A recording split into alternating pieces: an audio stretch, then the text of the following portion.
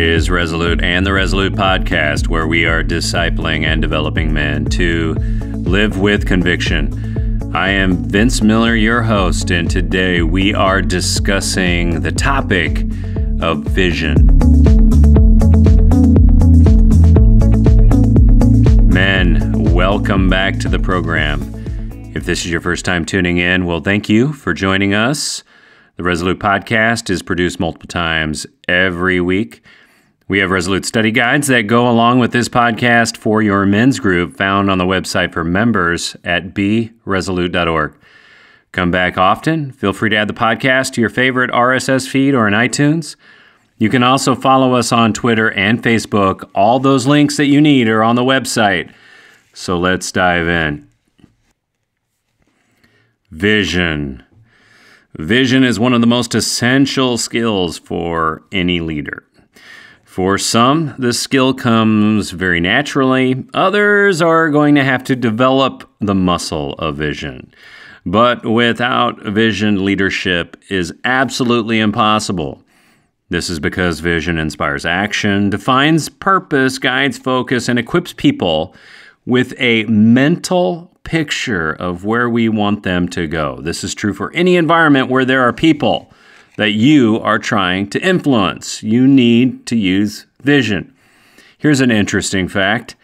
Did you know that Walt Disney, perhaps one of the world's greatest visionaries, was fired from his first job at a newspaper because he lacked imagination and creative ideas?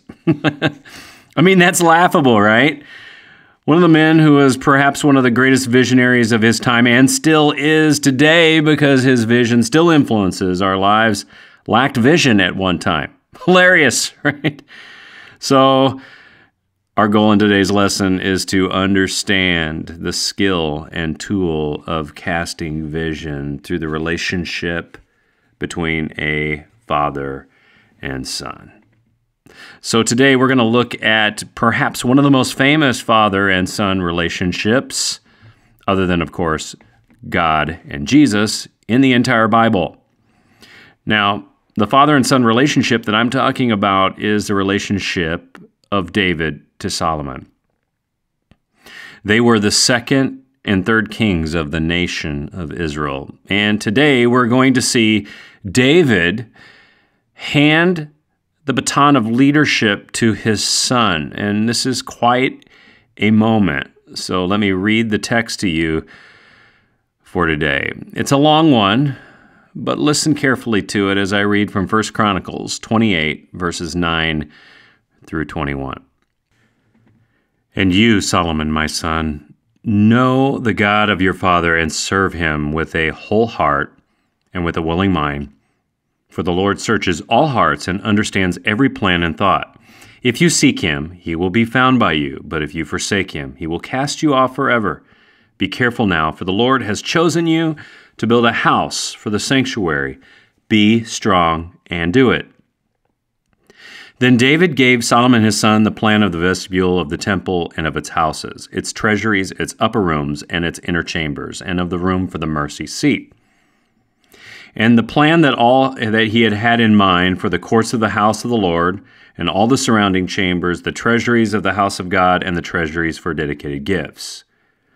For the divisions of the priests and of the Levites, and all the work of the service in the house of the Lord, for all the vessels for the service in the house of the Lord, the weight of gold for all golden vessels for each service, the weight of silver vessels for each service, the weight of the golden lampstands and their lamps, the weight of gold for each lampstand and its lamps, the weight of silver for a lampstand and its lamps, according to the use of each lampstand in the service. The weight of gold for each table for the showbread, the silver for the silver tables, and pure gold for the forks, the basins, and the cups. For the golden bowls and the weight of each, for the silver bowls and the weight of each, for the altar of incense made of refined gold and its weight, also his plan for the golden chariot of the cherubim that spread their wings and covered the ark of the covenant of the Lord. All this he made clear to me in writing from the hand of the Lord, all the work to be done according to the plan. Then David said to Solomon his son, Be strong and courageous and do it. Do not be afraid and do not be dismayed, for the Lord God, even my God, is with you. He will not leave you or forsake you until all the work for the service of the house of the Lord is finished. And behold, the divisions of the priests and the Levites for all the service of the house of God, and with you in all the work will be every willing man who has skill for any kind of service. Also for the officers and all the people will be holy at your command. Guys, this is an incredible moment, a great moment, right? I love it, and I'm sure as I was reading it, you're trying to navigate through all the details of this text, but there's some incredible observations that we can make, at least generally, about this text. Here's one big one. We see in this text that David planned this moment for many years in the past. This moment is not an afterthought for David. And while he wasn't always the perfect parent, in this situation, we get to see the best of his parenting and the best of his vision. I mean, if you know a few details about David's history, you understand that he was not going to be allowed to build the temple of the Lord. And why? Well, because his hands were bloodied by war. And because of this, we learn in this moment that David does everything short of actually building the temple. I mean, everything. He had spent years compiling plans, gathering resources, planning what the building was going to look like, the exact weights and measures of everything that was going to go into it, preparing the workers and having them staged to build the temple. And he even knew what the roles of the priests and Levites were going to be after he finished the temple. I mean, he had everything planned from A to Z. He had probably thought over it many times. And he's going to hand this incredible vision to his son Solomon.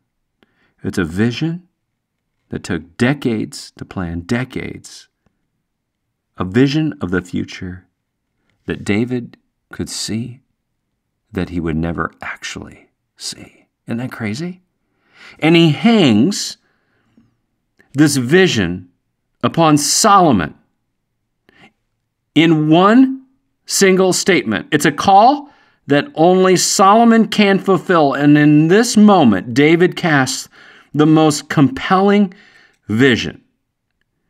He says to his son these words, "Don't blow it." Not really. That's not really what he said. He actually made a statement that was a little bit more positive and focused actually on Solomon's character. We hear the vision twice in the text. It is this: be strong and do it. David rests the success of his vision and Solomon's future and God's glory on one short statement of vision. Be strong and do it. That's the vision. Be strong and do it. What is interesting is that this is not the first time it appears in the Bible. If you step back about 400 years or so, we would be back in the time of Moses.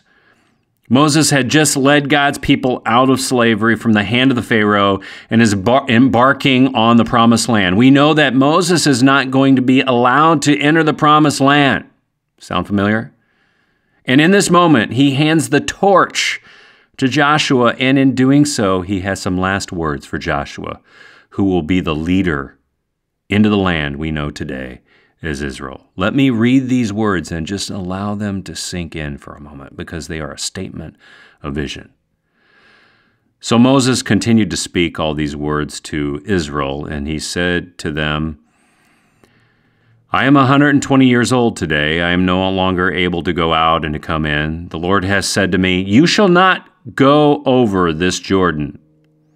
The Lord your God himself will go over before you. He will destroy these nations before you so that you shall dispossess them. And Joshua will go over at your head as the Lord has spoken.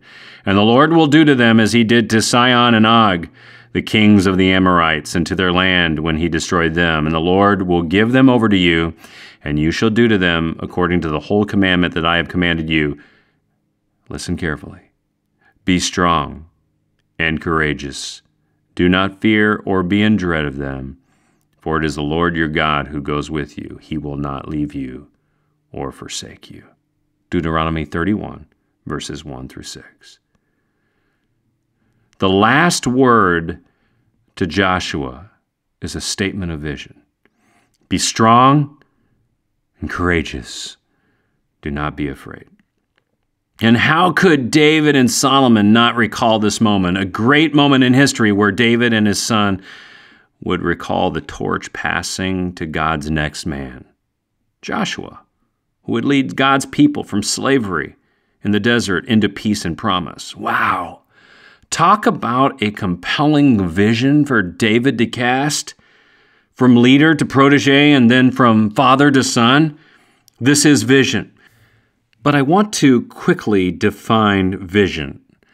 A vision is a picture of the future or a desired future state. Vision is, well, what could be or what should be. It usually infers that there's a problem to be addressed and some solution that you want to provide. Now, let's be clear about what vision is not. It really doesn't answer the what we're going to do question. It really doesn't answer the how we're going to do it question. It really resolves the big why, why we are burdened with the things that we are burdened with. If you reach back to previous lessons on mission, values, strategies, and goals, vision really cast a preferred future state of what would happen if we lived our mission, vision, strategies, and goals out. It reaches in to the future. And what I find fascinating in this text is the vision that David casts. See, David really isn't telling his son what to do. He's already really gotten that figured out, and we could debate that, I assume. He's not telling him necessarily how to do it because he's already got everybody staged so that they understand how to do the job. He's casting vision for Solomon in a specific way. And while David could have said, here's how beautiful I want the house of the Lord to be, David doesn't reach for something external to his son. He reaches for something internal to his son. He reaches into his character. He reaches into his heart.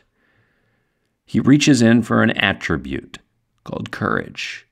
It says to him, be strong and do it.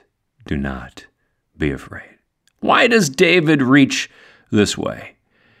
Because David understands, temple or not, that the most important thing that he can build into his son with the last words of his life is not build some great building that eventually, of course, Jesus would destroy and rebuild in 3 days. But it's do the one thing, to build God into your life. Be strong and do it. Do not be afraid. I think that's profound vision, gentlemen. And I think that we need to use that tool to inspire the people around us about things that really matter. David tells him the one thing that he really needs to hear, that he heard hundreds of years in the past from Joshua, from Moses, and the mouth of God himself. The one thing that is required of us is a vision for the soul. Well, gentlemen, that's the show. Thank you so much for listening today. I hope that you enjoyed our time, and I also hope that you will pass along this podcast to other men you know. Just head to our website, beresolute.org. You can share the links, or simply just share this feed from this podcast. I would love it if you did that for me. I also want to encourage you to find other men to join with you as you listen, because you know that listening on your own with me is great, but finding other men to do this with you is way better, because we need to be living in brotherhood. And with that, guys, I just want to say I love you. Get off the bench, get into the game, And we will see you right back here next time for another edition of the Resolute Podcast.